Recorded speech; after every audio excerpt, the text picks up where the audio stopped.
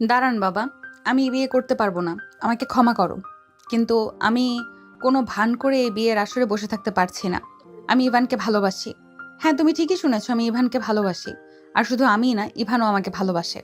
আমরা দুজন দুজনকে ছাড়া বাঁচতে পারবো না। আর হ্যাঁ, তুমি এখন রাজি না হলেও কিছু করার নেই, কারণ আমি আর ইভান বিয়ে করেও ফেলেছি। আমরা অনেক আগেই সকলের আড়ালে বিয়ে করে ফেলেছি, কারণ আমরা জানতাম তুমি কোনোভাবেই আমাদেরকে মেনে নেবে না। কিন্তু বাবা, ভালোবাসা লুকিয়ে রাখা যায় না। তাই আজ আমি আর বসে থাকতে পারলাম না। অনন্যা আপু, আপনি কি একদম মাথা খারাপ করে ফেলেছেন? কী সব আজে বাজে কথা বলছেন? আমি কখন বলেছি আমি আপনাকে ভালোবাসি আর আমাদের বিয়ে হয়েছে? এটা আবার কোথা থেকে বানিয়ে আনলেন? আমি তো এমন কোনো কথা কখনোই বলিনি। এটা কোনো নতুন না তো? তুই ছেলে মানুষ, তোর কথা শুনে এমন মনে হচ্ছে যেন তুই কিছুই জানিস না। আমি মেয়ে মানুষ হয়ে এত লোকের সামনে দাঁড়িয়ে এসব বলতে লজ্জা পাচ্ছি না। তুই আবার কোন সাহসে অস্বীকার করছিস? তুই তো বলেছিলি যে কোনো বিপদে আমরা একসাথে লড়বো, আমাকে কোনো দিন একা ফেলে যাবি না। আজকে সামান্য ঝামেলা হতেই তুই পিছিয়ে যাচ্ছিস। কুত্তা, আমরা একে অপরকে ভালোবাসি, আর তুই এখন অস্বীকার করছিস? দেখুন, একদম বাজে কথা বলবেন না আপু। আমি আপনাকে সিনিয়র হিসেবে ভীষণ সম্মান করি। আপনাকে আমার বড় আপুর মতো দেখি। আপনি জানেন সেটা। তাহলে আমি কেন আপনাকে ভালোবাসার কথা বলবো? বিয়ে করার তো প্রশ্নই আসে না। আপনি যা বলছেন সবই মিথ্যা। দয়া করে এসব কথা আর বলবেন না। এত লোকের সামনে আমাকে অস্বস্তিতে ফেলছেন কেন? অবিশ্বাস্য ইভান, এত সহজে তুমি আমাদের সম্পর্কের কথা ভুলে গেলে? আজকে এখানে দাঁড়িয়ে তুই জোর গলায় বলছিস কিছুই হয়নি। এইটুকু বিপদ দেখেই তুই পিছিয়ে যাচ্ছিস। আমি কখনো ভাবতেও পারিনি তুই এমন কাপুরুষ হতে পারিস। বাবা, তুমি বিশ্বাস করো, আমাদের বিয়ে হয়েছে। ইভান এখন ভয় পাচ্ছে, আর তাই সব অস্বীকার করছে। ওনার কথাগুলো শুনে মনে হচ্ছিল পুরো ঘরে একসাথে কয়েকটা বজ্রপাত হলো। সবাই স্তব্ধ। ইভানের মুখে কথা যেন আটকে গেছে। তার বাবা মাকে সামনে পেয়ে সে আরো ভয়ে জমে গেছে। আর অনন্যার বাবা মা তো একদম বাকরুদ্ধ। কাজী সাহেবের মুখে কোনো কথা নেই। অনন্যার বাবা মা কখনোই ভাবেননি তাদের মেয়ের মুখে এমন কথা শুনতে হবে।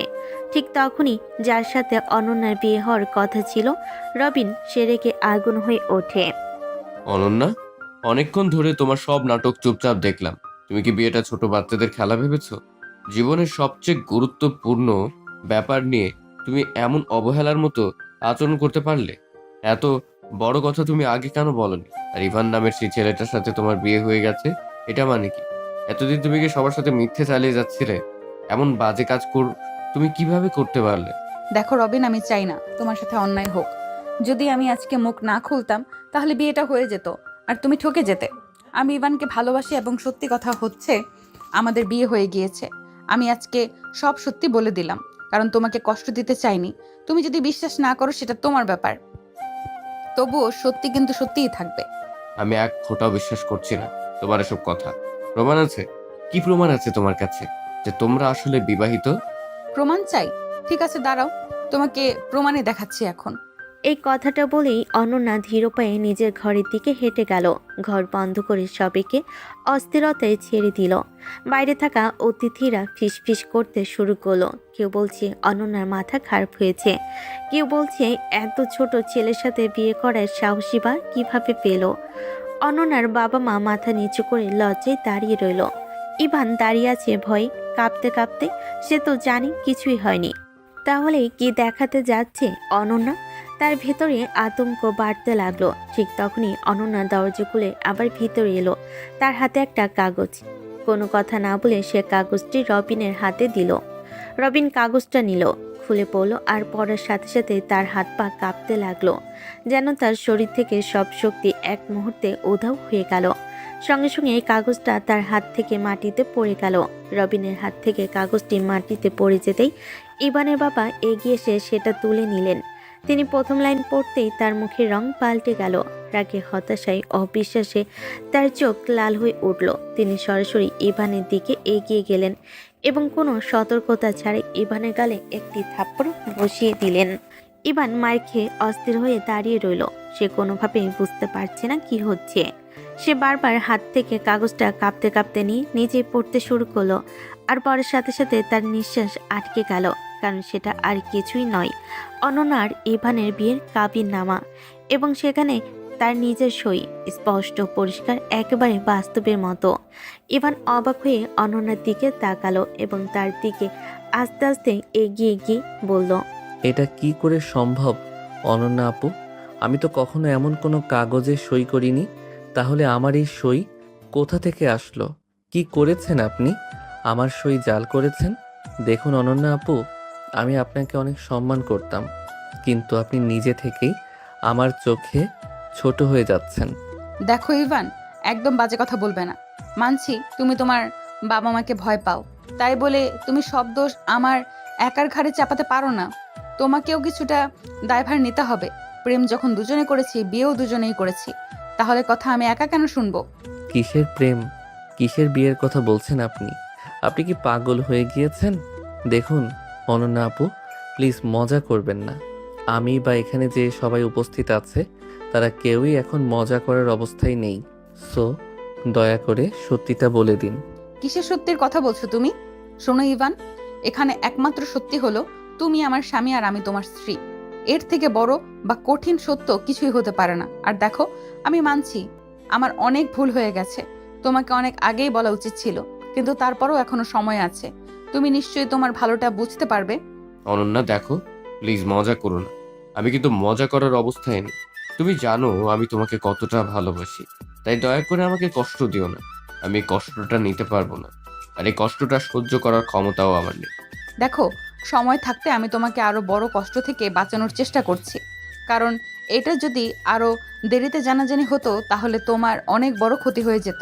তাই প্লিজ তুমি সব ভুলে যাও এবং নিজের জীবনটা নতুন করে শুরু করো। অবশ্যই আমি জীবনটা নতুন করে শুরু করব, কিন্তু সেটা শুধুমাত্র তোমার সাথে। তুমি বলছো তোমার ইভানের সাথে বিয়ে হয়েছে, মেনে নিলাম, কিন্তু সে তো এটা মেনে নিচ্ছে না। সে তো তোমাকে স্ত্রী হিসেবে স্বীকার করছে না। তাহলে তুমি কেন জোর করছো? তুমি এক্ষুনি ইভানকে ডিভোর্স দেবে এবং আমাকে বিয়ে করবে, কারণ যার সাথে তোমার বিয়ে হয়েছে সে তোমাকে মানতে চাচ্ছে না। তাহলে শুধু শুধু সেই সম্পর্ক রাখার মানে কি? আর আমার কোনো অসুবিধা নেই, তোমার কার সাথে কবে কোথায় বিয়ে হয়েছে না হয়েছে, আমি তোমাকে ভালোবাসি এবং তোমাকে চাই মানে চাই। রবিন, তুমি কি পাগল হয়ে গিয়েছো? আমি এখন অন্য কারো স্ত্রী এবং আমার স্বামী আমার সামনে দাঁড়িয়ে আছে। তুমি কিভাবে তার সামনে আমাকে ডিভোর্স দেওয়ার কথা বলতে পারো? আর এই মেরুদণ্ডহীনটা কিভাবে দাঁড়িয়ে আছে? মানছি তুই বয়সে ছোট, কিন্তু আত্মসম্মানেও কি ছোট হয়ে গেছিস? তোর সামনে তোর স্ত্রীকে আরেকজন বিয়ের কথা বলছে, তুই কিছুই বলছিস না।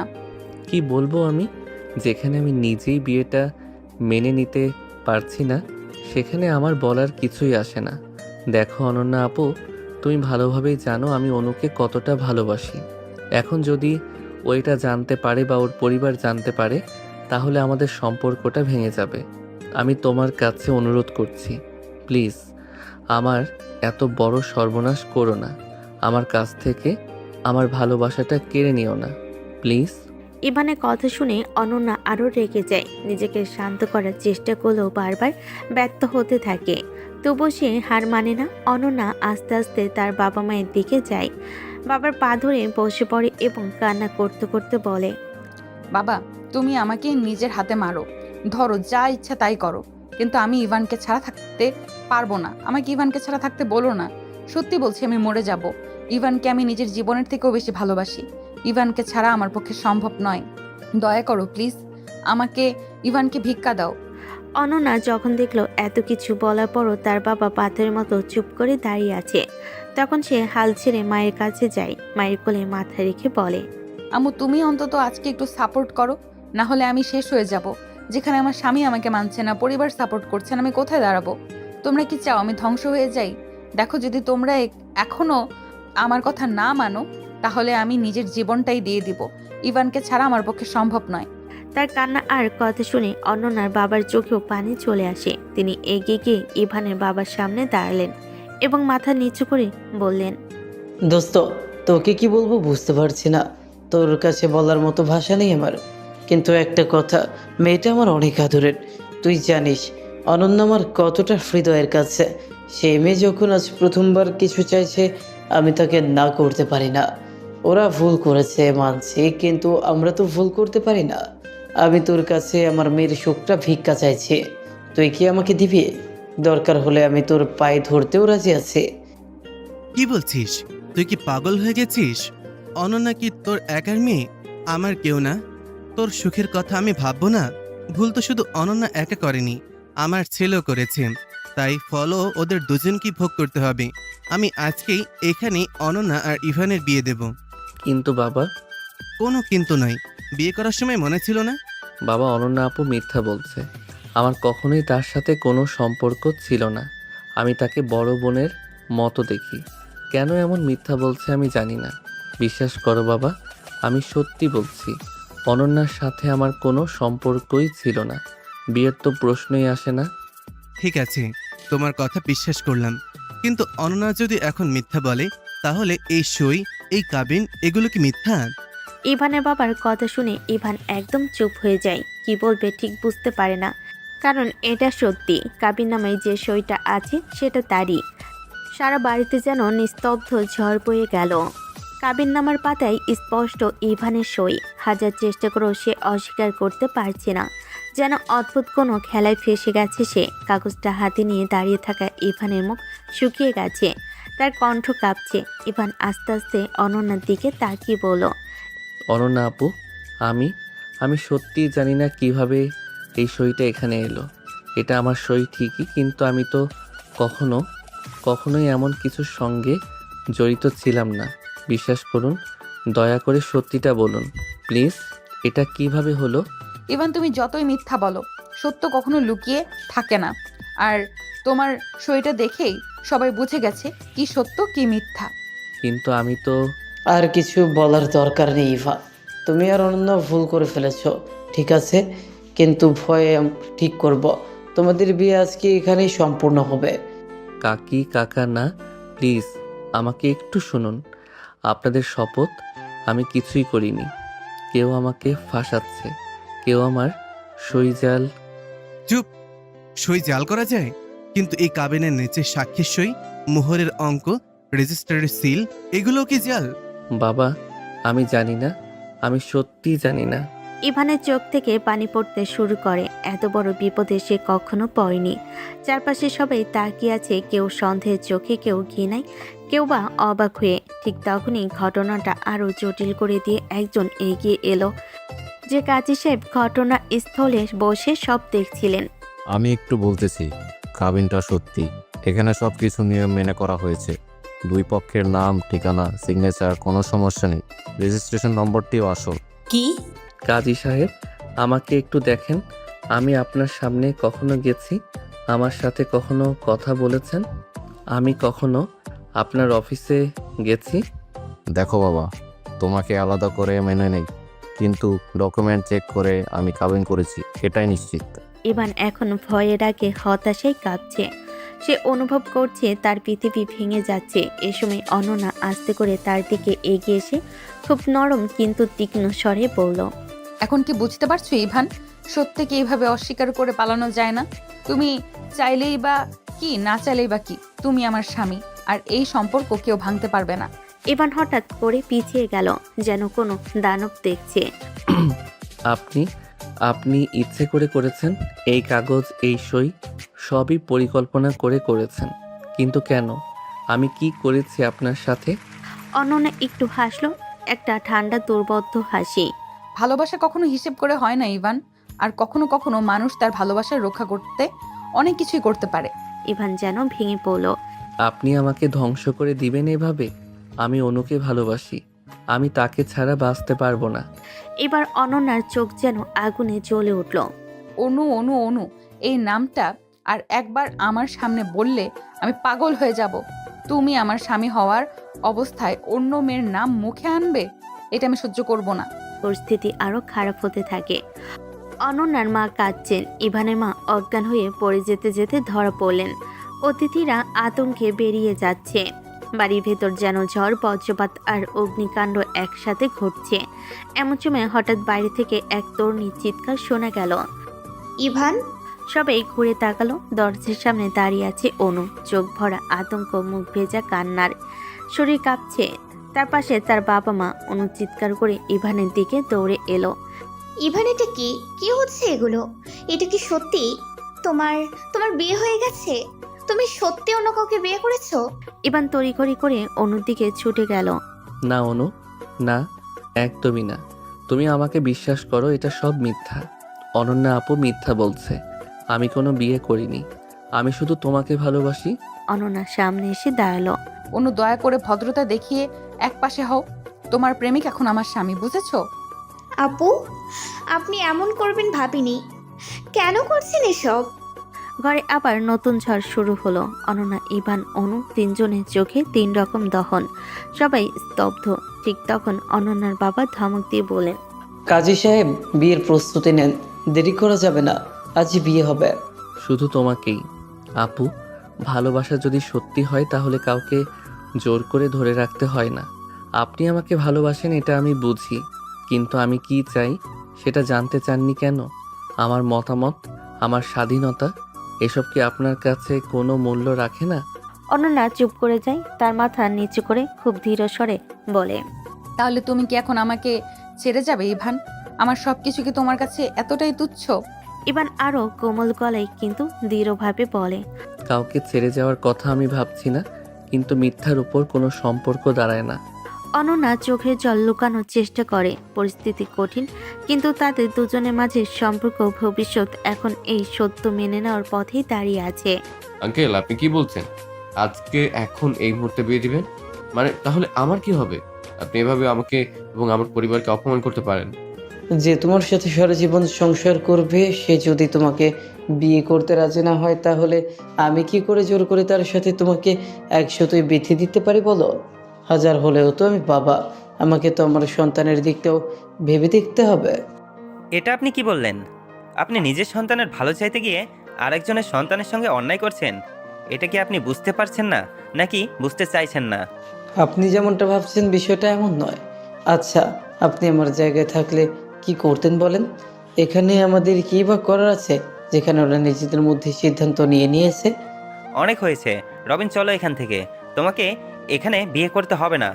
আমি তোমার জন্য অনন্যা থেকেও 1000 গুণ ভালো মেয়ে খুঁজে দেব। না বাবা, আমি বিয়ে না করে এখান থেকে কোথাও যাব না। তোমরা কেন বুঝতে চাইছো না? আমার অনন্যা থেকে ভালো কাউকে না, অনন্যাকেই চাই। রবিন, এবার কিন্তু তুমি অনেক বেশি বেশি করছো। যা বলছি তাই করবে। চলো আমার সাথে, ওঠো। রবিনের বাবা রবিনের কোনো কথা না শুনে তার হাত ধরে টানতে টানতে সেখান থেকে নিয়ে গেল। রবিন যেতে চাইছিল না, কিন্তু তারপরও তার বাবার জোরাজুরিতে সে আর সেখানে দাঁড়াতে পারল না। তবে যাওয়ার আগে সে একটা কথা বলে যায় অনন্যাকে। আমি আজকে চলে যাচ্ছি ঠিকই, তবে আমি আবার আসবো। তুমি এটা ভেবো না যে তুমি আমাকে কষ্টে রেখে নিজের সুখে থাকবে। আমি যেমন জ্বলে পুড়ে ছাই হয়ে যাব, তোমাকে আমি কখনোই সুখে শান্তিতে থাকতে দিব না। I promise. কথাটি বলে রবিন তার বাবার সাথে চলে গেল। রবিন আর রবিনের পরিবার চলে যাওয়ার পর ইভান অনেক চেষ্টা করেছিল তার পরিবারকে বোঝাতে, কিন্তু কেউ তার কোনো কথা শুনল না। অনু অনেক কানাকাটি করছিল, যেটা দেখে তার বাবা মা আর সহ্য করতে না পেরে তাকে সেখান থেকে নিয়ে চলে গেল। একে একে সবাই চলে যাওয়ার পরে দুই পরিবারের সম্মতিতে ইভান আর অনন্যার আবার বিয়ে হয়। ইভান অনেকবার আটকানোর চেষ্টা করেছিল, কিন্তু দুই পরিবারের কথা শুনতে তাকে বাধ্য হয়ে বিয়েটা করতে হয়। বিয়ের পরে অনন্যার বাবার কথা মতো অনন্যা এবং ইভানকে অনন্যার বাড়িতে রেখে দেওয়া হয়। আগামীকাল সকালে অনন্যা এবং ইভান তার পরিবার ঢাকা ফিরে যাবে। আজকে অনেক দেরি হয়ে যাওয়ায় তাদেরকে অনন্যাদের বাড়িতে থেকেই রাত কাটাতে হয়। যে যা ঘরে গিয়ে বিশ্রাম করলো, আর অনন্যা আর ইভানকে অনন্যার ঘরে থাকতে দেওয়া হলো। ইভান ঘরে এসে দেখে অনন্যা বসে যে তার বেডের উপর বসে আছে। ইভান এসে ঘরের দরজা বন্ধ করে সোজা অনন্যার সামনে গিয়ে দাঁড়ায় এবং কঠিন গলায় বলে, কেন করলেন আপনি এমনটা? কি ক্ষতি করেছিলাম আমি আপনার? কেন আপনি আমার এত বড় ক্ষতি করলেন? কেন আমাকে আমার ভালোবাসা থেকে আলাদা করে দিলেন? তোমার লজ্জা করে না? বিয়ের দিনে নতুন বউয়ের সামনে দাঁড়িয়ে তুমি অন্য মেয়েকে ভালোবাসার কথা বলছো? তোমার তো লজ্জা হওয়া দরকার।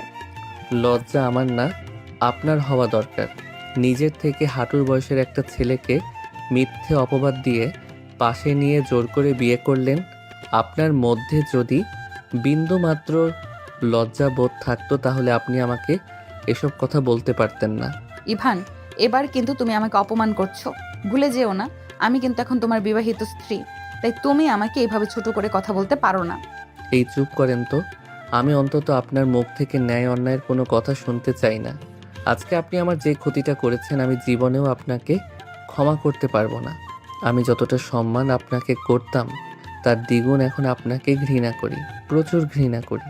আমি কখনোই বিয়েটা মেনে নিব না, আপনাকে মেনে নিব না। আমি অনুকে ভালোবাসি আর আমি ওকে ছাড়া কখনোই কাউকে নিজের স্ত্রীর জায়গায় বসাতে পারবো না। হ্যাঁ, আপনাকে তো নয়ই। ঘরে নেমে এসেছে অদ্ভুত একটা নীরবতা।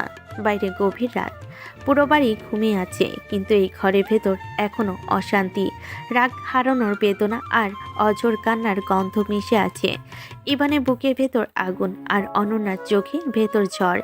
বসা অনন্যাকে দেখে ইভান আবারও নিজের রাগ থামাতে পারে না। কেন করলেন আপনি এমনটা বলুন তো? একবারও কি মনে হলো না আমি কি চাই, আমার জীবনে কি হতে পারে? আমি কি এতটাই তুচ্ছ আপনার কাছে? আমি কি আপনার জন্য কেবল একটা জোর করে পাওয়া মানুষ, যার অনুভূতির কোনো মূল্যই নেই? আপনি জানতেন অনু আমার সব কিছু। আপনি নিজে আমাকে বলেছিলেন যে আপনি আমাকে ভালোবাসেন, কিন্তু ভালোবাসার নামে কি করেন আপনি? আমার পুরো জীবনটাই বদলে দিলেন একদিনে। আপনি জানেন ভালোবাসা মানে কি? ভালোবাসা মানে কারো হাসি দেখলে নিজের মনটা ভরে ওঠা, তার চোখে জল দেখলে নিজের বুকটা ব্যথা করা। কিন্তু আপনি আপনি আমার চোখের জল দেখেও নিজের মনটাকে একটু নরম করতে পারলেন না কেন? তোমার কথা শুনলে মনে হয় আমি নাকি খুব খারাপ, খুব স্বার্থপর। কিন্তু তুমি কি জানো আমার পরিস্থিতি কি ছিল? তুমি কি কোনোদিন ভেবেছো আমি কি চাই না? আমি কি স্বপ্ন দেখি না? আমি কি আমার জীবনের মানুষের জন্য একটুও ভালোবাসা পাই না? যেদিন শুনলাম তুমি অনুর নামে একটা মেয়েকে ভালোবাসো, সেই দিনই আমার ভেতরে সব ভেঙে গিয়েছিল। আমি কি চাইনি তোমার পাশে থাকতে? চাইনি তোমার বউ হতে? 1000বার মরেছি ভেতরে ভেতরে, তবুও তোমাকে কখনো কিছু বলিনি। তোমাকে ছাড়া বাঁচতে পারবো না, এই সত্যি কথা বাবাকে বলেছিলাম। সেই ভুলটাই বোধহয় করেছি। ভালোবাসা? এইটা ভালোবাসা? আমার জীবন ভেঙে তোমার জীবন গড়া কি ভালোবাসা? আমি অনুকে যতটা ভালোবাসি তুমি তার অর্ধেক বুঝলেও আমাকে কখনো কষ্ট দিতে পারতে না। তুমি জানো আমি অনুকে ছাড়া থাকতে পারবো না, তাকে ছাড়া আমি পুরোপুরি অসম্পূর্ণ। তুমি কি জানো ওর সাথে আমার প্রতিটা সকাল রাত কেমন কাটতো? ওর হাসি দেখলে আমার পৃথিবী বদলে যেত। আর আজ তুমি আমাকে সেই পৃথিবী থেকে ছিঁড়ে বের করে এনে জোর করে একটা জীবনে ঠেলে দিলে, যেটা আমি চাই না। তোমার চোখে আমি কি এতটাই অমর্যাদার, এতটাই অযোগ্য? আমি কি মানুষ না? আমার কি কোনো অনুভূতি নেই? ভালোবাসা শুধু তোমরা ছেলেরাই করো, মেয়েরা করে না? যেদিন শুনলাম তোমার সাথে আমার বিয়ের কথা উঠেছে, তখন কতটা খুশি হয়েছিলাম তুমি জানো। মনে হয়েছিল আমার দুনিয়া বদলে গেছে, কিন্তু তুমি তো চোখ তুলে তাকালে না আমার দিকে। তোমার প্রতিটা আচরণ, তোমার প্রতিটা কথা আমাকে মেরে ফেলেছে ভেতরে ভেতরে। তা সত্ত্বেও আমি চুপ ছিলাম, কারণ ভেবেছিলাম একদিন হয়তো তুমি আমাকে একটু হলেও বুঝবে। না, কখনই পারবো না। এটা আপনার ভুল ধারণা ছিল। আমার হৃদয় বন্ধ হয়ে গেছে আজকের পরে। আমি আপনাকে স্ত্রী বলে মেনে নেওয়ার মতো শক্তিও আমার নেই। দেখেন, আপনি জোর করে পাশে বসতে পারবেন, কিন্তু কখনো হৃদয়ে জায়গা নিতে পারবেন না। আমার হৃদয়ে শুধু অনুর জন্যই জায়গা আছে, আর সেটা আজীবন থাকবে। আপনার ভুল সিদ্ধান্ত, আপনার একগুঁয়ে ভালোবাসা, সব কিছু মিলিয়ে আমাকে একটা সম্পর্কের কারাগারে ঠেলে দিয়েছেন, আর সেই কারাগার আমি কখনোই মেনে নেব না। অনন্যার গাল বেয়ে ঝরে পড়া জল বৌসাজের রং গলিয়ে দিচ্ছে। তার নাক চোখ লাল, শ্বাস ভারী, কিন্তু মুখে আর কোনো কথা নেই। ইভান রাগে ব্যথায়। যত সময় অতিবাহিত হতে লাগলো ইভানের জ্বর তত বাড়তে লাগলো। অনন্যা এত জ্বর দেখে ভীষণ ভয় পেয়ে গেল, আর সময় নষ্ট না করে সে বাটিতে সামান্য পানি নিয়ে এলো এবং পাতলা একটা কাপড় নিয়ে জলপট্টি করতে লাগলো। কিছুক্ষণ পর ফার্স্ট এইড বক্স খুঁজে নিয়ে এসে ওখান থেকে ব্যথা ও জ্বরের ওষুধ বের করে ইভানকে খাওয়ালো। তারপর ইভানের শরীর থেকে শার্টটা খুলে দিল যা ইভান পরেছিল। এরপর বাড়িতে গরম পানি এনে পুরো ঘর খুঁজে ইভানের টাওয়াল নিয়ে এলো। কুসুম গরম পানিতে টাওয়ালটা ভিজিয়ে ইভানের সমস্ত শরীর মুছে দিতে লাগলো অনন্যা। ইভান বারবার কেঁপে কেঁপে উঠছিল। অনন্যা যখন ইভানের শরীর মুছছিল তখন হঠাৎ ইভানের উন্মুক্ত সাদা লোমহীন বুক দেখে তার হাত বারবার কেঁপে যাচ্ছিল। কিন্তু কেন এমন হচ্ছিল অনন্যা বুঝতে পারছিল না। সে ইভানকে ভীষণ ভালোবাসতো, কিন্তু কখনো এতটা কাছ থেকে ইভানকে দেখতে পায়নি। নিজের ওপর নিয়ন্ত্রণ হারিয়ে অনন্যার মন যেন অজান্তেই নাচতে লাগলো। হঠাৎ নিজেকে সামলাতে না পেরে অনন্যা ইভানের গালে একটা কিস করলো। পরে যখন বুঝলো সে কি করলো, তখন লজ্জায় বুক ফাটা কাঁপুনি নিয়ে সেখান থেকে দ্রুত উঠে পড়ল। অবচেতন মনোভাবেই ইভান তার হাত ধরে টেনে নিজের বুকের উপর ফেলে দিল অনন্যাকে। অনন্যা বিস্ময়ে ফিস্ট হয়ে গিয়েছিল। সে বুঝতে পারল না কি হচ্ছে। অসাবধানতা বশত ইভানের বুকের উপর পড়ে অনন্যার ঠোঁট স্পর্শ করলো ইভানের ঠোঁটকে। এতে তার মন আরো বেশি জমে গেল। অনন্যার লক্ষ্য করলো ইভান অদ্ভুত গভীর দৃষ্টিতে তার দিকে তাকিয়ে আছে। অনন্যা বুঝতে পারল না হঠাৎ কেন ইভানের চোখে এমন ভাবনা। যখন অনন্যা উঠে যেতে চাইল, ইভান তাকে টান দিল, নিজের আরো কাছে টেনে নিল। অনন্যা তখনও কিছু বুঝতে পারেনি যে আসলে ঘটনা কি। যখন আবারও ইভানের কাছ থেকে নিজেকে ছাড়িয়ে নিতে গেল, তখন ইভান এক হাত দিয়ে অনন্যাকে ঘাট থেকে টেনে এনে নিজের আরো কাছে নিয়ে এসে অনন্যার ঠোঁট নিজের দখল নিয়ে নিল। অনন্যা কি বলবে বুঝতে পারছিল না, আর ইভান যেন নিজেই নিয়ন্ত্রণ হারিয়ে ফেলছিল। ইভানের হাত অনন্যার শরীর জুড়ে ঘুরে বেড়াতে লাগলো। অনন্যার শরীর কেঁপে উঠল একবার, তারপর আবারও ইভানের মুখ ধীরে ধীরে অনন্যার গালে গুজে দিল। অন্যদিকে অনন্যার অবস্থাও একেবারে নিয়ন্ত্রণের বাইরে চলে গেল। তখনই ইভানের একটি কথা অনন্যার সমস্ত আশা আকাঙ্ক্ষা আবেগ একসঙ্গে মিলিয়ে দিল। ইভান বলল, অনু, প্লিজ আমাকে একলা রেখে যেও না। আমি তোমাকে ছাড়া বাঁচতে পারবো না। আমি সত্যি তোমাকে অনেক বেশি ভালোবাসি। আমি জানতাম তুই কখনো আমাকে অবিশ্বাস করতে পারবে না, যেতে পারবে না। তুমি আমাকে এই পরিস্থিতিতে একা ফেলে যাবে না। আমি জানতাম তুমি আবার ফিরে আসবে। ইভানের এই কথা শুনে অনন্যার মাথায় যেন আকাশ ভেঙে পড়ল। অনন্যা এটুকু বুঝতে পারল যে এতক্ষণ ইভান তাকে অনু ধরে চিনেছিল। বুঝতে পারল না সে কিভাবে বলবে যে তার সঙ্গে অনু নয় অনন্যা ছিল। অনন্যার ভিতর একটা অপরাধবোধ জেগে উঠল। ভেবে কান্নার মতো অবস্থা হলো তার। ইভান যদি জানতো তাহলে হয়তো সে রেগে যাবে, হয়তো ঘৃণা করবে। অনন্যা একদমই ইভানের ঘৃণার পাত্র হতে চাইল না, তাই নিজের শরীরকে সরিয়ে নিল। নিচই ইভানের পায়ের কাছে বসলো। অনেকক্ষণ অতিবাহিত হলো। অনন্যা বুঝতে পারল না কখন তার চোখ আটকে গেল আর সে ঘুমিয়ে পড়ল। পরদিন সকালে ইভানের ঘুম ভেঙে গেল। অনুভব করলো পায়ের উপর ভারী কিছু রয়েছে। ইভান প্রথমে বুঝতে পারল না কি এমন ভারী, কিন্তু চোখ খুলতে দেখে অনন্যা তার পায়ের উপর মাথা রেখে ঘুমিয়ে আছে। ইভান আবারও চোখ বন্ধ করলো। গতকালের ঘটনাগুলো মাথায় ভেসে উঠল। রাগে কাঁপতে কাঁপতে ইভান অনন্যাকে ধাক্কা দিয়ে সরিয়ে দিল। হঠাৎ অনন্যা ধাক্কা খেয়ে মেঝেতে পড়ে গেল। করুণ চোখে ইভানের দিকে তাকালো। ইভান কোনো প্রতিক্রিয়া না দিয়ে ওয়াশরুমের দিকে চলে গেল। কিছুক্ষণ পর ওয়াশরুম থেকে ফ্রেশ হয়ে এসে কাপড় বের করে প্রস্তুত হয়ে নিচে নামলো। দেখলো তার বাবা মা ডাইনিং টেবিলে বসে সকালের নাস্তা করছে। ইভান তাদের দিকে কিছু না বলে বেরিয়ে যেতে গেল। হঠাৎ ইভানের বাবা বলল, কি হলো ইভান, কোথায় যাচ্ছ? আবার কোথায় যাব? প্রতিদিন যেখানে যাই সেখানে যাচ্ছি। ভার্সিটিতে যাচ্ছি। তুই ভার্সিটিতে যাচ্ছিস, কিন্তু কিছু খেয়ে যাচ্ছিস না কেন? তোর শরীর অনেক দুর্বল। গতকাল তো হাত থেকে অনেক রক্ত পড়েছে।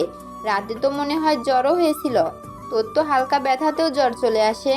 আমার খিদে নেই, আমি কিছু খাবো না। আমার দেরি হয়ে যাচ্ছে, আমি আসছি। তুই দিন দিন অনেক অবাধ্য হয়ে যাচ্ছিস ইভান। আমার কথা তোর কানে যাচ্ছে না নাকি? আমি তো বলেছি খাবার খাইয়ে যেতে। আর তুই একা ভার্সিটিতে যাচ্ছিস, মানে অনন্যা ভার্সিটিতে যাবে। তোমরা তো এখন স্বামী স্ত্রী। সবচেয়ে বড় কথা, একই ভার্সিটিতে গেলে কেন আলাদা আলাদা যাবে? তুমি একা যাচ্ছ কেন?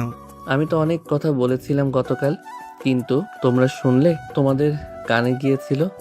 তাহলে এখন কিভাবে পাশে রাখছো যে তোমাদের কথা আমার কানে যাবে, আমি শুনবো? সরি বাবা, আমি তো শুনলাম তোমার কথা। এভাবে ইভান তার বাবাকে কিছু কথা বলে সেখান থেকে চলে গেল। এবার সেখান থেকে যাওয়ার পরে অনন্যা ফ্রেশ হয়ে নিচে নামলো। বাবা মা ডাইনিং টেবিলে বসে আছেন, কিন্তু কোনো খাবার খাচ্ছেন না। অনন্যা তাদের সামনে দাঁড়িয়ে বলল, আঙ্কেল আন্টি, আমি আমার পড়াশোনাটা কন্টিনিউ করতে চাই। তোমরা যদি অনুমতি দাও তাহলে আমি ভার্সিটিতে যাব। আসলে থার্ড ইয়ার প্রায় শেষের দিকে, আর একটা বছর বাকি আছে। তাই যদি তোমাদের কোনো আপত্তি না থাকে আমি আমার অনার্সটা কমপ্লিট করতে চাই। এভাবে বলছিস কেন মা? তুই মনে হয় এখনো আমাদেরকে নিজের করে নিতে পারিসনি, তাই না? ভুল তো মানুষ মাত্রই করে, তোদেরও হয়েছে। কিন্তু তোরা তো আমাদের সন্তান, আর আমরা বাবা মা সন্তানদের যত বড়ই ভুল থাকুক না কেন ক্ষমা করে দিতে বাধ্য। তাই আমরা তোমাদেরকে ক্ষমা করে দিয়েছি, আর যত দূর ইচ্ছা পড়াশোনা করতে পারবি, এটা নিয়ে আমাদের কোনো আপত্তি নেই। আমি তো ইভানকে বলেছি তোকে সাথে করে ভার্সিটি নিয়ে যাওয়ার জন্য। আসলে আঙ্কেল, বিষয়টা এমনটা নয়। আমি জানি তোমরা আমাকে ভীষণ ভালোবাসো, নিজের মেয়ের মতো। আমিও তোমাদের কখনো বাবা মার থেকে আলাদা করে দেখিনি, কিন্তু তারপরও তোমাদের থেকে জেনে নেওয়াটা আমার নিজের মনের শান্তির জন্য দরকার ছিল। অনন্যা যখন ইভানের বাবার সঙ্গে কথা বলছিল তখন ইভানের মা একটা কথাও বলেনি। পরবর্তীতে সে সেখান থেকে উঠে গেল। অনন্যার লক্ষ্য করলো ইভানের মা সবসময় অনন্যাকে এড়িয়ে চলছে, কিন্তু অনন্যা মনে মনে ভাবলো সে কি কোনো অন্যায় করেছে যার জন্য ইভানের মা তাকে এভাবে উপেক্ষা করছে। সে বুঝে উঠতে পারছিল না কেন এমনটা হচ্ছে।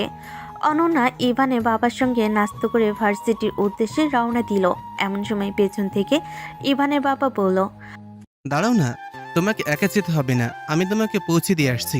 আর হ্যাঁ, পাকামি করে বেশি কথা বলতে হবে না, আমার কোনো সমস্যা হবে না, কারণ আমি তোমার ভার্সিটির রাস্তা দিয়ে অফিসে যাব এখন। অনন্যা আর বেশি কথা বাড়ালো না, সেও ভদ্র মেয়ের মতো চুপচাপ বাবার সঙ্গে চলে গেল। ইভানের বাবা এসে অনন্যাকে বিশ্ববিদ্যালয়ের সামনে নামিয়ে দিয়ে চলে গেল। অনন্যা প্রতিদিনের মতো আজও বিশ্ববিদ্যালয়ে প্রবেশ করলো, যেখানে তার বন্ধু মহল আর অনন্যা সকলে বসে আড্ডা দেয়। সেদিকেই চলে গেল। অনন্যা বিশ্ববিদ্যালয়ে আসার পর থেকে আশেপাশের পরিবেশ ভালো করে লক্ষ্য করছিল। মনে মনে হচ্ছিল কারোর মন কষ্টে আছে। এমন সময় তার বেস্ট ফ্রেন্ড মিতু এসে অনন্যার পাশে দাঁড়িয়ে হালকা করে ধাক্কা দিয়ে ফিসফিস করে বলল, কি রে, আজকে হঠাৎ এমন মনমরা চুপচাপ হয়ে গেছিস? কিছু বলছিস না, কি হয়েছে? আর তুই তো 2-1 দিন ধরে ভার্সিটিতে আসিস নাই কেন রে? কিছু না, তোর কি খবর তাই বল আগে। ও আচ্ছা, ঠিক আছে। তুই কি আমার উপর অভিমান করে আছিস তোর বিয়েতে যেতে পারিনি বলে? আসলে দোস্ত, মন খারাপ করিস না প্লিজ। কি করব বল, হঠাৎ করে দাদু অসুস্থ হয়ে যাওয়ায় বাবা জোর করে দেশের বাড়িতে নিয়ে গেল, তাই তো তোর বিয়েতে যেতে পারিনি। তবে চিন্তা নেই, এখন চলে এসেছি তো, এখন নিশ্চয়ই বিয়ের দাওয়াতটা উসুল করে নিয়ে যাবে। আচ্ছা বল তো, রবিন ভাইয়া কি অবস্থা? আশ্চর্য, তোকে রবিনের অবস্থা আমি কি করে বলবো? গিয়ে জিজ্ঞেস কর সে কেমন আছে, কি অবস্থায় আছে। আশ্চর্য, বুঝিস না কেন? রাবিনের খবর তোর থেকে কার কাছে ভালো থাকবে? হাজার হলেও সে তোর বিয়ে করার স্বামী। দেখ, একবার ফালতু কথা বলবি না। রবিন আমার স্বামী হতে যাবে কিসের জন্য?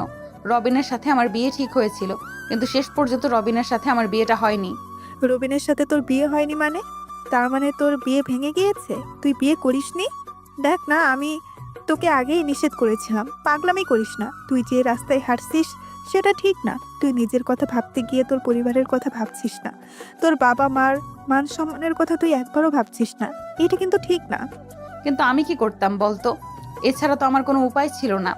সে তো কখনোই আমাকে গ্রহণ করতো না, আর এদিকে বাবা মা বিষয়টা সহজে মেনে নিত না। এখন আমি বাঁকা রাস্তা অবলম্বন করায় সকলে বাধ্য হয়ে আমাকে সহযোগিতা করছে। তার মানে তুই সত্যি সত্যি এটা করেছিস? তোর সাহস আছে বলতে হবে। তা ঘটনা যখন ঘটিয়েই ফেলেছিস, তাহলে একা একাই ভার্সিটিতে আসলি কেন? আপনার হিরো কোথায়? তাকে তো দেখলাম না আপনার সঙ্গে আসতে। সে অনেক সকালে চলে এসেছে, তার নাকি কি ইম্পর্ট্যান্ট ক্লাস আছে। বলছিস কি? এত জল্পনা কল্পনা করে এত কিছু করে বিয়েটা করলি, অথচ এখন জামাইকে রেখে একা একা করছিস। তুই আমাদের মেয়ে জাতের মান ডুবিয়ে ফেললি অনন্যা। তোর বাজে কথা বন্ধ কর। বিষয়টা তুই যতটা সহজে ভাবছিস ঠিক ততটা সহজ না। আমিও প্রথম প্রথম তোর মতো এতটা সহজ ভেবেছিলাম, কিন্তু অতটা সহজ না। মানে তুই কিসব বলছিস? কিছুই বুঝতে পারছি না। এবার অনন্যা মিতুকে সব কিছু বুঝিয়ে বলল প্রথম থেকে শেষ পর্যন্ত কিভাবে তাদের বিয়েটা হয়েছে, কিভাবে অনন্যা ইভানদের বাড়িতে আসার পরে এবার রিয়াক্ট করছে, এবং এখনো পর্যন্ত কি কি হচ্ছে প্রত্যেকটা বিষয়কে মিতুর সাথে আলোচনা করলো। মিতু সব কিছু শুনে যেন পাথর হয়ে গিয়েছে। সে কি বলবে ঠিক বুঝে উঠতে পারছে না। অনন্যা যখন দেখলো মিতুর অবস্থা খারাপ হয়ে গিয়েছে, তখন সে মিতুকে স্বাভাবিক করার জন্য বলল, আচ্ছা চল ক্যান্টিনে যাই। সকল ঝামেলার জন্য কিছু খেয়ে আসতে পারিনি ঠিক মতো, প্রচন্ড খিদে পেয়েছে। আগে কিছু খাবো, তারপরে ক্লাসের দিকে যাব। এই কথাটা বলার সাথে সাথেই অনন্যা মিতুকে কোনো কথা বলার সুযোগ না দিয়ে হাত ধরে টানতে টানতে ক্যান্টিনের দিকে নিয়ে যাচ্ছিল। এমন সময় হঠাৎ করে মিতু তাদেরকে ক্যাম্পাসেরই সাইডে দূরে বটগাছের নিচে দেখলো। নজর চেয়ে থমকে গেল এবং সে অনন্যাকে উদ্দেশ্য করে বলল, এই অনন্যা, দেখ দেখ, ওটাই ইভান না? অনন্যা মিতুর কথা শুনে সাথে সাথেই ক্যাম্পাসের পশ্চিম দিকের বটগাছের নিচে তাকায় এবং দেখে এবার বাইকের কাছে দাঁড়িয়ে একটা মেয়ের কাঁধে হাত দিয়ে গল্প করছে। অনন্যা দূর থেকে মেয়েটাকে ঠিকঠাক দেখতে না পারলেও বোঝার চেষ্টা করলো ওই মেয়েটা কে হতে পারে। তাই আর কোনো কথা না বলে সে মিতুকে সাথে নিয়ে দ্রুত ক্যান্টিনের ভিতর চলে গেল। সারাদিনে ক্লাসগুলো যেন কোনো মতে কাটিয়ে অবশেষে অনন্যা বাইরে বেরিয়ে দেখলো ইভান তার বাইকের পেছনে সে মেয়েটিকে বসে ক্যাম্পাস থেকে বের হয়ে যাচ্ছে। বিষয়টা দেখে অনন্যার মন ভীষণ খারাপ হয়ে গেল। কোনো মতে একটি রিক্সা নিয়ে ভার্সিটি থেকে বাড়ি ফিরল অনন্যা। বাড়ি এসে দেখে ইভানের মা রান্নাঘরে রান্না করছেন। অনন্যা প্রথমে ঘরে গিয়ে ফ্রেশ হয়ে আবার বেরিয়ে এসে ইভানের মায়ের পাশে দাঁড়ালো। পেছন থেকে তার হাত জড়িয়ে হালকা করে বলল, আচ্ছা আন্টি, কোনো কারণে কি তুমি আমার উপর অভিমান করে আছো? আমার দ্বারা কি কোনো ভুল হয়েছে বা অন্যায় হয়েছে? দেখো, আমার অজান্তে যদি আমার দ্বারা কোনো ভুল বা অন্যায় হয়ে থাকে তাহলে আমাকে ক্ষমা করে দাও প্লিজ। কিন্তু তারপরেও আমার সঙ্গে কথা বলো। তুমি আমার সাথে কথা না বললে আমার একদম ভালো লাগে না। Please aunty, please. ইভানের মা অনন্যার কথাগুলো মনোযোগ সহকারে শুনলেন কিন্তু কোনো প্রতিক্রিয়া দিলেন না। তখন অনন্যা হালকা করে ইভানের মাকে ঘুরিয়ে সামনে দাঁড় করিয়ে বলল, আচ্ছা আন্টি, কোনো কারণে আমার এখানে আসা কি তোমার বিরক্তিকর কারণ হচ্ছে? আচ্ছা, কোনো কারণে আমার এখানে আসা কি তোমার বিরক্তির কারণ হয়েছে? যদি এমন হয়ে থাকে তাহলে আমি না হয় বাড়ি চলে যাই, কিন্তু প্লিজ তুমি মন খারাপ করে থেকো না। তুমি মন খারাপ করলে আমার ভালো লাগে না। একটা থাপ্পড় দিয়ে গালের সব দাঁত ফেলে দেবো তোমাকে। আমি বলেছি বাড়ি থেকে বেরিয়ে যেতে, যা নয় তাই মুখে আসছে। বলে দিচ্ছি, সব কিছুর একটা সীমা থাকে অনন্যা। তাহলে বলো, তুমি আমার সাথে এভাবে কথা বলছো কেন? এভাবে ব্যবহার করছো কেন? আমি কি অন্যায় করেছি বলবে তো আমাকে। তা না হলে আমি বুঝবো কিভাবে আমার দ্বারা কোনো অন্যায় হয়েছে কি। আমি তোমার কাছে হাত জোর করে বলছি, প্লিজ প্লিজ, কি হয়েছে বলো? তুমি আমাকে কেন এমন করছো? কারণ তুমি একাই ডিসার্ভ করো, তাই তোমাকে এটাই দিচ্ছি। আমি তোমাকে নিজের মনের গহীন থেকে নিজের মেয়ে মনে করেছি। পারো, তুমি তো আমাকে কখনো নিজের মা মনে করনি। যদি মা মনে করতে তাহলে আমার কাছ থেকে এত কিছু কখনো লুকাতে পারতে না। তুমি আমার কাছে বিষয়টা লুকিয়ে আসো, এজন্য আমি কষ্ট পাইনি। কষ্ট পেয়েছি এজন্য যে পাবলিক প্লেসে সবার সামনে জানতে পেরেছি, এজন্য। দেখো আন্টি, আমি খুব মানছি আমার ভুল হয়েছে, আমার অন্যায় হয়েছে। কি করব বলো? যার জন্য করে চুরি সেই কয় চোর। তোমার ছেলের জন্য এত ফাইট করলাম, এত অন্যায় অত্যাচার সহ্য করলাম, কিন্তু তারপরও দেখো তোমার ছেলে আমার সঙ্গে কেমন ব্যবহার করছে। আসলে একতরফা ভালোবাসার গল্প আর কিভাবে বলে বেড়াই। একতরফা ভালোবাসা মানে কি বলতে চাইছো? কি তুমি ভালো করে ক্লিয়ার করে বল না, না হলে বুঝবো কিভাবে? আসলে আন্টি, আমি ছোটবেলা থেকেই ইভানকে অনেক বেশি পছন্দ করতাম, কিন্তু আমি তার বয়সে সিনিয়র হওয়ার জন্য ওকে কখনো সাহস করে বলতে পারতাম না। কিন্তু তোমার পরিবার ঠিকই আমার সামনে অন্য একটা মেয়ে নিয়ে ঘুরতো। তখন আমার কি অবস্থা হতো কখনো ভেবে দেখেছো?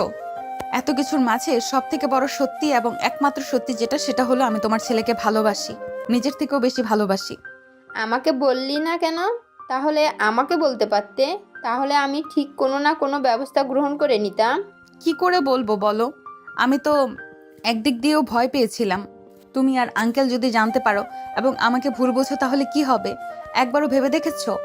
যাও বা তোমাদের সাথে দেখা হয় তখন, তাও হবে না।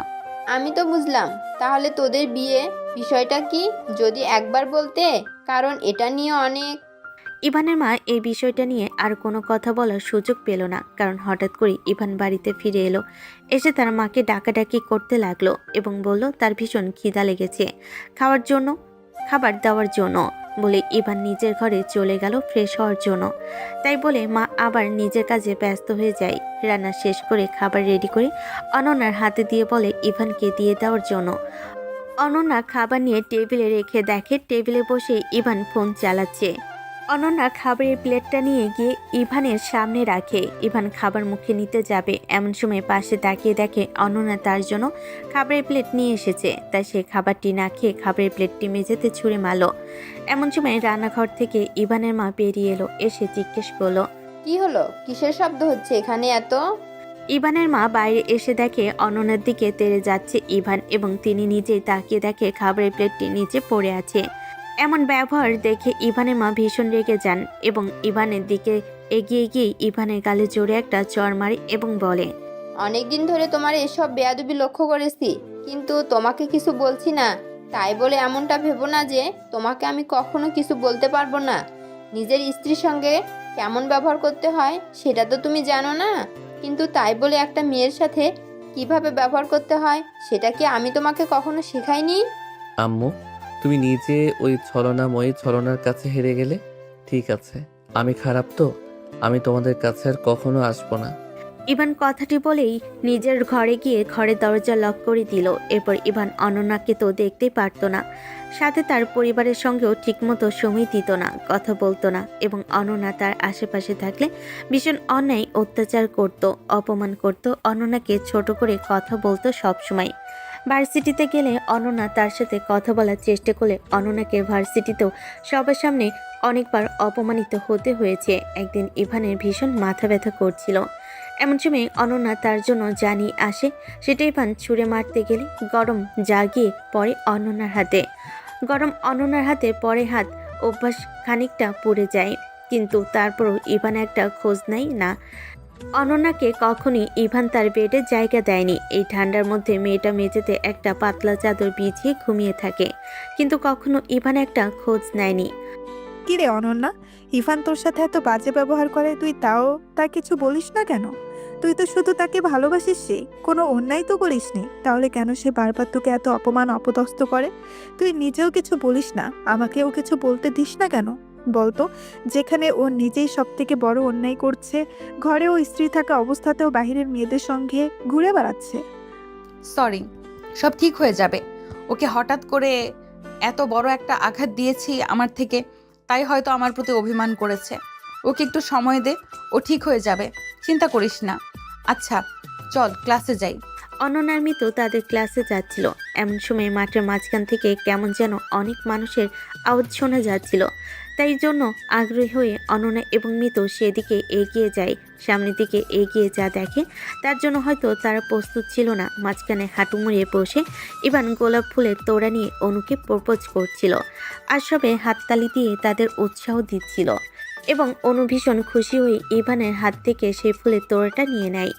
অনু ইভানের হাত থেকে ফুলের তোড়াটা নিয়ে মাত্র ইভান উঠে দাঁড়ায় এবং অনুকে শক্ত করে জড়িয়ে ধরে। অনন্যা দূর থেকে কেন যেন বিষয়টা সহ্য করতে পারছিল না, তাই সে এবার আর অনুর সামনে গিয়ে দাঁড়ায় এবং অনুকে এভাবে থেকে আলাদা করে সজোরে তার গালে একটা থাপ্পড় মারে এবং বলে, এই মেয়ে, এই তোর এত বড় সাহস! তুই জেনে বুঝে একটা বিবাহিত ছেলের সাথে অবৈধ সম্পর্ক করে আরেকটা মেয়ের সংসার ভাঙছিস। অনন্যার কথা শুনে ইভান ভীষণ রেগে যায় এবং রেগে গিয়ে পুরো ক্যাম্পাসের মানুষের সামনে দাঁড়িয়ে অনন্যার গালে সজোরে একটা থাপ্পড় মারে এবং বলে, আসলে তোদের মতো বেহায়া মেয়েদেরকে না মুখে কথা বলে কিছুই হবে না। একে তো নিজেই অন্যায় করেছিস, নিজের থেকে বয়সে ছোট একটা ছেলেকে ফাঁসিয়ে বিয়ে করেছিস, এখন এসেছিস আমাদেরকে ন্যায় অন্যায় শেখাতে।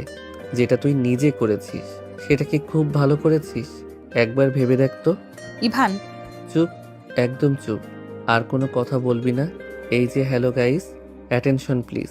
এই যে ইনাকে দেখছেন না, মিস অনন্যা, ইনি হলেন ক্রিমিনাল মাইন্ডের একজন মহিলা। কেন বলছি শুনুন, আমি ওকে চিনিও না জানিও না, ওকে তো কখনো পাত্তা দেই না। কেন দেব বলুন তো? আমার কি সাজে ওর মতো একটা বয়স্ক মেয়েকে এমন নজরে দেখা? ও আমার থেকে বয়সে কত বড় এটা জানা সত্ত্বেও আমার মতো একজন ভোলা ভোলা ছেলেকে ফাঁসিয়ে বিয়ে করার স্বপ্ন দেখে, যেটাতে হয়তো ভাগ্যক্রমে জিতেও গিয়েছে, কিন্তু আমি ওকে জিততে দিব না। আচ্ছা আপনারাই বলুন, ওর সাথে কি আমার যায়? ক্যাম্পাসে এতগুলো মানুষের মধ্যে এত অপমান অনন্যা কোনোভাবেই সহ্য করতে পারে না, তাই আর সে সেখানে এক মুহূর্ত না দাঁড়িয়ে দৌড়ে ক্যাম্পাস থেকে বেরিয়ে যায়। মিতু দূরে দাঁড়িয়ে সব কিছু শুনছিল। চলে যাওয়ার পর মিতু ভীষণ রেগে যায়। মিতু ইভানের সামনে এসে দাঁড়িয়ে সজোরে ইভানের গালে একটা থাপ্পড় মারে এবং রাগী তেজি গলায় বলে, আসলে তোদের মতো ছেলেরা না কখনো সত্যিকারের ভালোবাসা ডিজার্ভ করিস না। আজকে তুই যার জন্য এই রেখে পায়ে ঠেলে ফেলে দিলি, সে আসলে কত বড় কাজ সেটা তোর পা কাটলে তুই বুঝতে পারবি। অনন্যা তোকে ভাসিয়ে বিয়ে করেনি, তোকে বাঁচিয়েছে, তোর জীবনটা রক্ষা করেছে। এটাতে খুবই দ্রুতই বুঝতে পারবে, কিন্তু সেটা অনেক দেরিতে, কারণ আজকে তুই সেটা করলি। এরপর তুই তো অনন্যাকে ডিজার্ভ করিস না। তোর জন্য এই সোকল অনুই ঠিক আছে। মিতু আর সেখানে এক সেকেন্ড না দাঁড়িয়ে অনন্যাকে খুঁজতে অনন্যার পিছে পিছে চলে যায়, কিন্তু সে বেশ কিছুটা দূরে যাওয়ার পরও অনন্যাকে আর খুঁজে পায় না, কারণ অনন্যা এত দূর তো ছুটে গেছে যে তাকে ধরতে পায়নি। কিন্তু সে মনে মনে ভীষণ আতঙ্কিত হয়, কারণ অনন্যা আজকে যে আঘাতটা পেয়েছে সেই আঘাতটা সে কখনোই সহ্য করতে পারবে না। এজন্য সে নিজের কোনো ক্ষতি না করে বসে, এই ভয়ে মিতু পুরো শিউরে ওঠে। এদিকে ইভান নিজেও ভীষণ গিল্টি ফিল করতে থাকে, কারণ আজকে সে যা করেছে সেটা সত্যি অন্যায় করেছে। এভাবে অনন্যাকে বলাটা তার উচিত হয়নি। এরপর ইভানেরও সারাদিন মন ভালো থাকে না, কেন সে নিজেও জানে না। ইভান বাড়ি যেতে যেতে সন্ধ্যা হয়ে যায় এবং সে বাড়িতে এসে দেখে তার বাবা মা এবং অনন্যার বাবা মা ড্রয়িং রুমে পায়চারি করছে। ইভানকে বাড়ি ফিরতে দেখে ইভানের বাবা ইভানের দিকে এগিয়ে এসে সজোরে ইভানের গালে একটা থাপ্পড় মারে এবং বলে, তোর মতন একজন কুলাঙ্কারকে জন্ম দিয়ে আজকে আমার নিজের প্রতি ঘৃণা হচ্ছে। আমি কি করেছি? তোমরা আমার সঙ্গে এমন ব্যবহার করছো কিসের জন্য? যা করেছে তোমাদের ওই অনন্যা করেছে। ও কেন বারবার আমার সমস্ত কাজে ইন্টারফেয়ার করে? আমি ওকে বারবার সাবধান করেছি, কিন্তু তারপরেও আমার কোনো কথা শুনে নেই। আমি কি করব বলো? তুই কি করেছিস তুই জানিস না? আমি তো আমাকে কল করে সবকিছু বলেছি এবং আজ সারাদিন আমার মেয়েটাকে তন্ন তন্ন করে খুঁজেছি, কিন্তু কোথাও পাইনি। এখন যদি মেয়েটার কোনো ক্ষতি হয়ে যায় তাহলে আমি কিভাবে ওর বাবা মায়ের কাছে মুখ দেখাবো? আসলে তুই অনন্যাকে ডিজার্ভই করিস না। আমার প্রয়োজন নেই ওকে। কে বলেছে ওকে আমার প্রয়োজন? আমি তো তোমাদের বারবার বলেছি ও মিথ্যা বলছে। আমি ওকে ভালোবাসি না, আমি ওকে বিয়ে করিনি। তাহলে কেন তোমরা বারবার জোর করে আমার গলায় ওকে ঝুলিয়ে দাও? ইভানের বাবা ইভানের কথা শুনে ভীষণ ব্যথিত হয় এবং তিনি কোনো কথা না বলে অনন্যার বাবার সামনে গিয়ে দাঁড়ায় এবং হাত জোর করে বলে, আমাকে ক্ষমা করে দে প্লিজ। আমি একজন অমানুষের জন্য তোর মেয়েটাকে ভিক্ষা চেয়ে এনেছিলাম। মেয়েটার তো কোনো দোষ ছিল না, আমাকে মাফ করে দে। আমার মেয়েটা কোথায় চলে গেল? ও তোকে অন্যায় কিছুতেই সহ্য করতে পারবে না। এখন আমার ভয় হচ্ছে আমার মেয়েটা নিজের না কোনো ক্ষতি করে বসে। চিন্তা করিস না, কিছু হবে না। আমরা নিশ্চয়ই ওকে খুঁজে বের করব। আমাদের মেয়েটা এত দুর্বল নয় যে সামান্য কিছু অচেতন মানুষের অপমানে সে নিজের ক্ষতি করে ফেলবে। এই কথাটি বলে ইভানের বাবা এবং অনন্যার বাবা অনন্যাকে খোঁজার উদ্দেশ্যে বাড়ি থেকে বেরিয়ে যায়। এমন সময় ইভানের মা এসে সজোরে একটা থাপ্পড় মারে এবং বলে, তুই বারবার বলতি না মেয়েটা তোকে ফাঁসিয়েছে? আসলে মেয়েটা তোকে ফাঁসায়নি, তোকে বাঁচিয়েছে। তুই যে পাগল হোস অনু অনু করে। তুই কি জানিস এই অনুটাকে? অনু হলো বিজয় খানের মেয়ে। খান গ্রুপ অফ ইন্ডাস্ট্রিজের মালিক বিজয় খান তোদের বাবার সবচেয়ে বড় শত্রু। তোদের বাবাকে যখন ধ্বংস করতে পারিনি, তখন তোদের মাধ্যমে তোদের বাবাকে ধ্বংস করার জন্য তার মেয়েকে তোদের পিছনে লেগে দেয়। আর তুই সেটা না বুঝে তাদের পাতা ফাঁদে পা দিস।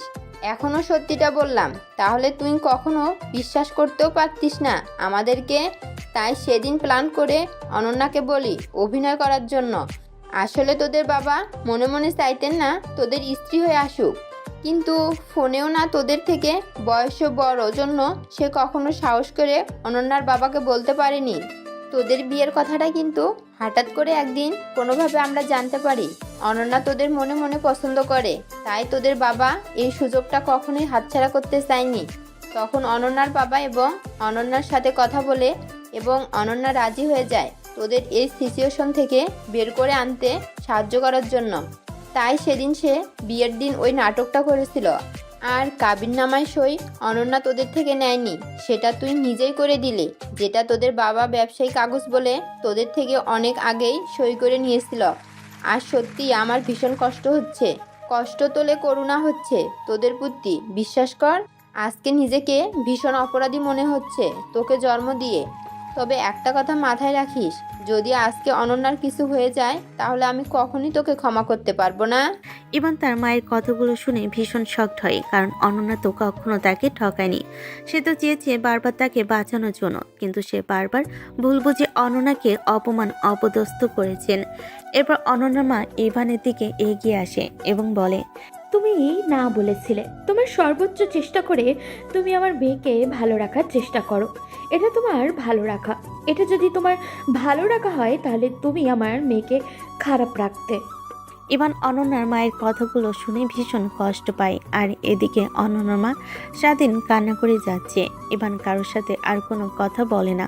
বাইকের চাবিটা নিয়ে আবারও বেরিয়ে পড়ে এবং মনে মনে বলল, তুমি সব সময় আমার জন্য এতটা সযত্ন করেছো, কিন্তু কখনো আমার এত অপমান, এত অত্যাচার, এত অবহেলা সহ্য করো কেন? রয়ে গিয়েছিলে কিসের জন্য? আমাকে আগে কেন সত্যটা তুমি বলনি? প্লিজ আমাকে ক্ষমা করে দাও অনন্যা, প্লিজ এসো। নিজের ভুল বুঝতে পেরেছি। হে আল্লাহ, তুমি অন্যকে আমার কাছে ফিরিয়ে দাও, সে যেন নিজেকে কোনো ক্ষতি না করে। আমি যাকে বারবার নিজের সব থেকে বড় ক্ষতি দাবি মানতাম, সেই তুমি আমাকে জীবনের সব থেকে বড় উপকার করে দিয়েছো। ইভান সারা রাস্তা অনন্যাকে খুঁজে বেড়াচ্ছে এবং কানাকাটি করছে। এর মধ্যে ইভান অনন্যার সকল ফ্রেন্ড সার্কেলকে সবার সাথে ফোন দিয়ে কথা বলেছে। কারোর বাসায় গিয়েছে কিনা জিজ্ঞেস করেছে, কিন্তু সকলেরই উত্তর একই, না, কারোর বাড়িতে যায়নি।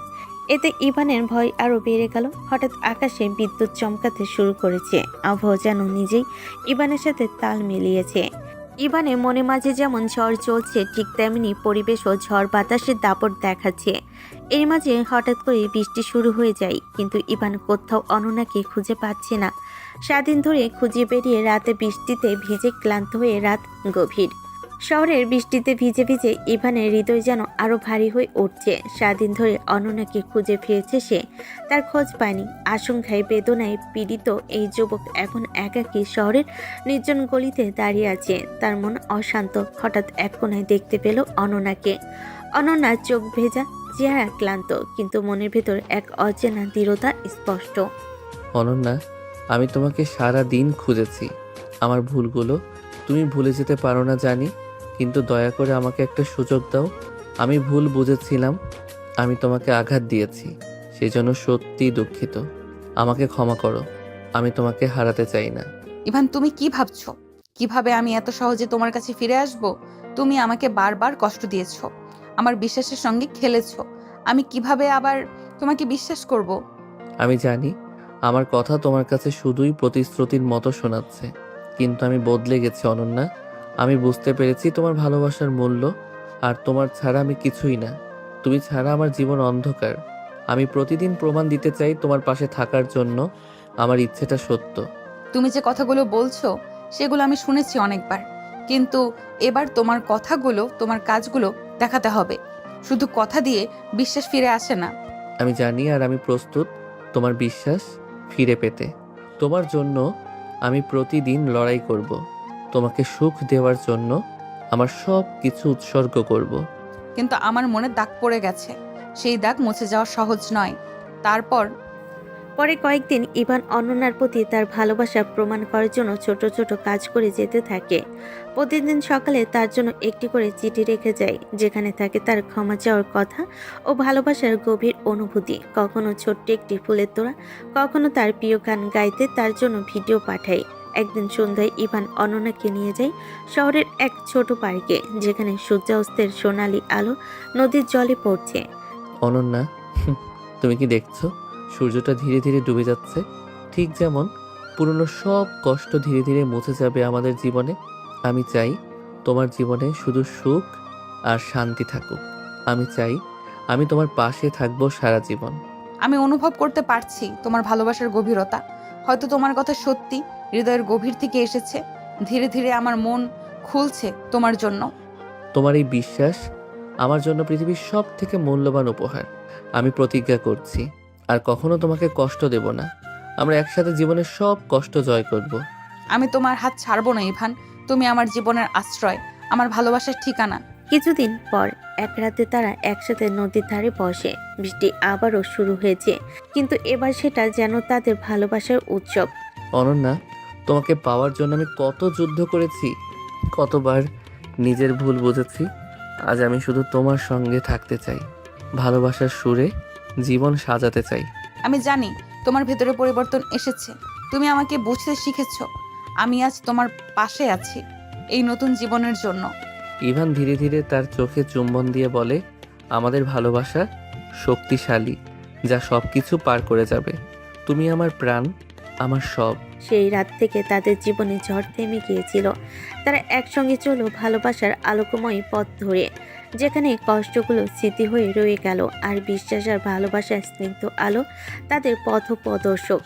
একদিন রাতে খাওয়া শেষে অনন্যা ফ্রিজ থেকে ঠান্ডা পানি নিতে এসেছিল। অনন্যা ফ্রিজ থেকে ঠান্ডা পানি নিয়ে সে রুমে গিয়ে পানি খেয়ে বোতলটা পাশের টি টেবিলের উপর রেখে যে না বেডে ঘুমোতে যাবে, অমনি কোথা থেকে ইভান এসে হাজির হয়। অনন্যার সামনে হাঁটু মুড়ে বসে বলল। আচ্ছা, আমাদের বিয়ে হয়েছে কতদিন? হঠাৎ ইভানের মুখে এমন কথা শুনে অনন্যার বেশ সন্দেহ এবং মুখ কুঁচকে আসে। এরপর সন্ধিয়ান দৃষ্টিতে সে ইভানের দিকে তাকায়, দেখে ইভান তার দিকেই তাকিয়ে মুচকি মুচকি হাসে। তাই সে বাধ্য হয়ে উত্তর দেয়। 6 মাস। শোনো, এই 6 মাসটা যদি আমরা প্রপার কাজে লাগাতাম, তাহলে আগামী 3 মাস পরে আমরা বাচ্চা কাচ্চার বাবা মা হয়ে যেতাম। তুমি কি মাঝরাতে আমার সঙ্গে বসে ফাজলামো করতে লেগেছো? অনন্যার কথা শুনে ইভান অনন্যার প্রতি বেশি বিরক্ত হয়। এই মেয়েটা কি পরিমাণ নিরামিষ, কোথায় একটু রোমান্টিক কথা বলে মুড বানাচ্ছি, কেমন কেমন সময়তে পানি ঢেলে দিল। অনন্যা এবার ইভানের দিকে লক্ষ্য করতে থাকে। ইভান কেমন যেন বাচ্চা মানুষের মতো বেশ করে বসে আছে। এটা দেখে অনন্যার বেশ হাসি পায়, কিন্তু তারপর সে তার হাসি আটকে বলে। আচ্ছা, অনেক তো হলো, এবার অন্তত সরো, আমি ঘুমাবো। ইভান অনন্যার একের পর এক কেমন কথা শুনে ভীষণ ক্ষেপে যায় এবং সে উঠে দাঁড়ায় এবং অনন্যাকে ধাক্কা দিয়ে বেডের উপর ফেলে দেয় এবং নিজেই অনন্যার উপরে উঠে বসে এবং বলে। আজ আর কোনো ঘুম হচ্ছে না জানো? কথাটি বলে ইভান অনন্যার উন্মুক্ত ঘাড়ে নিজের মুখ ডুবিয়ে দেয় এবং ঘাড়ের কাছে নাক দিয়ে বারবার স্লাইড করতে থাকে এবং ঘোর নেশালো কণ্ঠে বলে। আই নিড ইউ জান, I badly need you right now. অনন্যাকে নীরব দেখে ইভান অনন্যাকে আর কিছু বলার সুযোগ না দিয়ে হুট করে অনন্যার ঘাট থেকে নিজের মুখ তুলে অনন্যার ঠোঁটে বেশ লম্বা একটা কিস করে। এরপর বেশ কিছু সময় অনন্যার চোখের দিকে তাকিয়ে থাকে। এরপর আস্তে আস্তে শরীরে জড়িয়ে থাকা শাড়িটা খুলে পাশের ফ্লোরে ছুঁড়ে ফেলে দেয়। অনন্যা বেশ আতঙ্কিত হলে ইভান ঘরের লাইট অফ করে অনন্যার একদম কাছে এসে অনন্যার কানে কানে বললেন। ডোন্ট ওয়ারি জান, তোমার বরটা তোমার সহনশীলতার বাইরে যাবে না, চিন্তা করো না। কথাটি বলে ইভান আস্তে আস্তে অনন্যার একদম কাছে এসে তার মাঝে মিশে যেতে থাকে। দুজনের অংশদারিত্ব পুরো সমানে সমানে, বাকিটা না শোনাই ভালো।